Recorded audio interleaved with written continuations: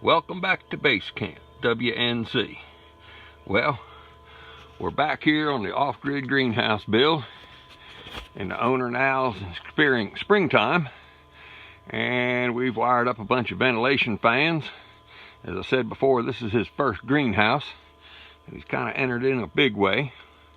The stuff he propagated all winter long is moving out, but we have brought him in. We have a solar charge controller. We have 1,050 watts pumping into it. And then we've got that wired up to of course, to the batteries down there. And it comes back up to a 5,000 watt Ames inverter. And I went with this Ames inverter for a reason. This is a 5,000 watt, this is a 24 volt system. The neat thing about this inverter here, it is mounted so you have to see it, it's got 4 110 volt receptacles right there, or it has this block right here, and you bring out your ground, your neutral, and your hot wire, and then it goes up, and 100% of the power of that box can then just be put into a regular power box, which we've got a couple receptacles, and then the furnace will be direct hardwired and everything else. And these are off-grid receptacles, so we can take the thermostats on the fans and plug them in, and be wintertime or whatever, be totally off-grid. If anything goes wrong, there's still AC power that comes from Duke in here on that system.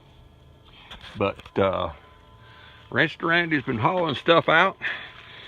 As you see, that far table is empty. He's been going ahead and potting stuff up that he propagated, and you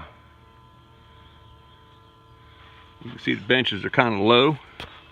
One back here in the middle is pretty much vacant, and he's still got a little bit more to get out. He's trying to get everything rearranged, but I thought I'd bring you up to date. Like I said, we got the solar power in here now. We got 110 in here now. It's May 15th or so. Still running hot water because we're still getting mornings in the 40s, and he's still got a 65-70 degree root temperature going through all the heat pipes on the bed. So the greenhouse is kind of funny. It's being heated all the time, and then got ventilation fans running because then the air temperature gets too hot, but the root temperature isn't. And last thing we've installed here is a Netafim computerized crop management system for and we're going to have the fans end up hooked up to that thing. It'll be off grid. All the irrigation water's hooked onto this thing, cooling fans, everything will be on here. And we've decided to go ahead and tie the 150 gallon storage tank in, and maybe for next winter we're going to go ahead and stick 2 more hot water heating elements in that and have 4 in here total. Try to bring everything up. He's decided that not only the growing beds he wants warm, he wants to now decide to try to heat the whole greenhouse. So we're going to see how far that goes. We're going to go ahead and go from a 80 gallon and 150 gallon combined. So we're looking at putting a mixing valve between the two and keep the water circulating, and we'll just have 4 elements cooking in this thing. But everything's moving along pretty good.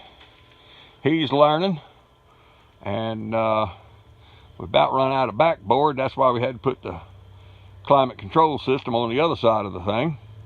And we got 4 batteries down there. We're looking at doubling the size and going to about 8 batteries on that thing, and try to keep upgrading everything. But that's where we are. So far it's working for him.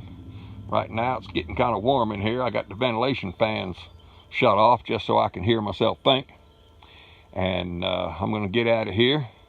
We just ended up just hanging this one on the fire door just to pull air in. And of course the doors have to be shut because we have one great big one there in the back end that pulls all the air out. But they end up with fair amount of drying out because it heats, so we're going to move some air around and keep the humidity where they want. It gets a little bit too humid up on this end of the house, And he's getting ready to, as soon as the softwood on all the plants harden off, he's going to start taking cuttings, probably in June, and start all over again and keep filling the house up and keep on going. But that's what it's about. But anything like this you're interested in, like I said, this is a little solar hot water heating system. It's all off grid. Getting more complicated all the time, but it is what it is. Like it, share it, subscribe, tell your friends about it, look at the other stuff on my channel, and if I can be a help, that's what Carolina Homestead Planter does. We build and set these kind of things up for people, and be interested in working with you. Thank you.